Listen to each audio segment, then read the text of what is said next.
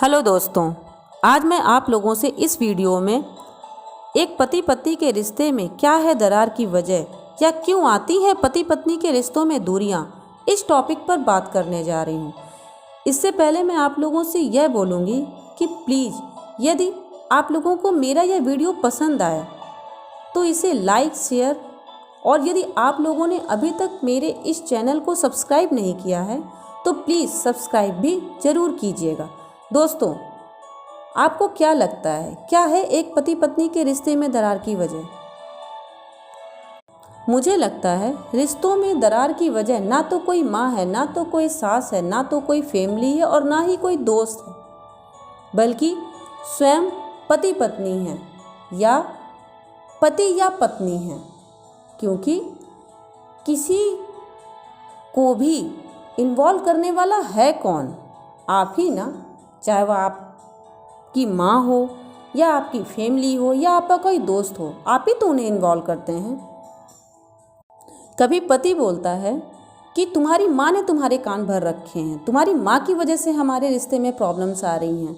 कभी पत्नी ऐसा बोलती है, अरे कोई माँ अपने बच्चों का घर क्यों बर्बाद करेगी। कभी बोलेंगे कि तुम्हारी फैमिली की वजह से हमारे रिश्ते में दूरियां आ गई। कभी बोलेंगे तुम्हारे दोस्त की वजह से ऐसा हो गया। अरे ऐसा नहीं होता।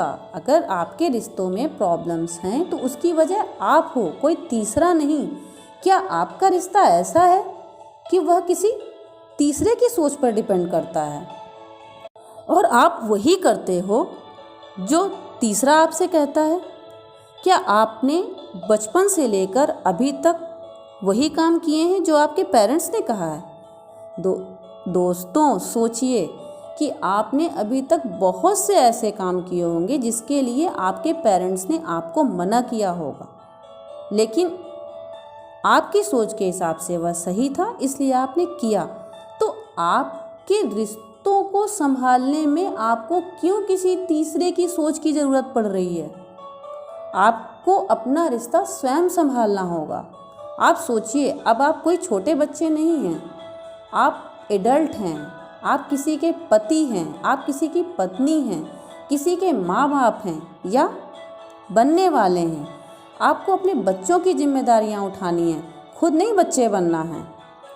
और यदि आप अपने पेरेंट्स से अपनी चीज़ें शेयर करेंगे तो वे अपनी सोच के हिसाब में से या अपने समय के हिसाब से उन्हें सॉल्व करने की कोशिश करेंगे, और हो सकता है कि वही सुझाव आप में से किसी एक को पसंद ना आए और आपके रिश्ते सुधरने की बजाय और बिगड़ जाएं।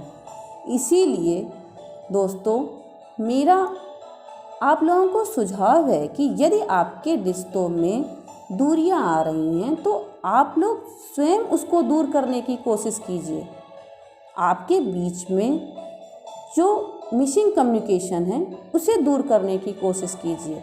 यदि आपकी फैमिलीज की वजह से भी आपके बीच में कुछ प्रॉब्लम्स हैं, एडजस्टमेंट्स में कुछ इश्यूज हैं, तो उन्हें बैठकर सॉल्व कीजिए। एक दूसरे को समझने की कोशिश कीजिए, एक दूसरे की फैमिली को समझने की कोशिश कीजिए, एक दूसरे की फैमिली को समझने में एक दूसरे की हेल्प कीजिए।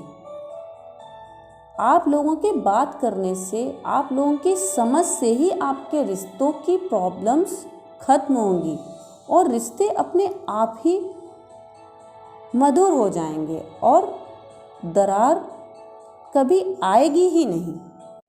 अपने झगड़े में अपनी फैमिली को इन्वॉल्व करना बंद कर दीजिए, उन्हें दोष देना बंद कर दीजिए, किसी भी थर्ड पर्सन को दोष देना बंद कर दीजिए। क्योंकि उन्हें क्या मिलेगा आपके रिश्तों में कलह करवा के? कई बार मैंने ऐसे भी पति पत्नी देखे हैं जो आपसी झगड़े में ये बोल जाते हैं, क्या यही तुम्हारे माँ बाप ने तुम्हें संस्कार दिए हैं, यही तुम्हें सिखाया है? लगता है तुम्हारा पूरा खानदान ही ऐसा है। अरे आप दोनों के झगड़े में खानदान, फैमिली, ये सब कहाँ से आ गए? अपनी इस सोच को बदलिए और समझिए कि आपके रिश्तों में दरार किसी तीसरे की वजह से नहीं, स्वयं आपकी वजह से आ रही है। जिसे सॉल्व करने की रिस्पॉन्सिबिलिटी सिर्फ और सिर्फ आपकी है। दोस्तों, आज के वीडियो में बस इतना ही। Bye, thank you. हेलो दोस्तों,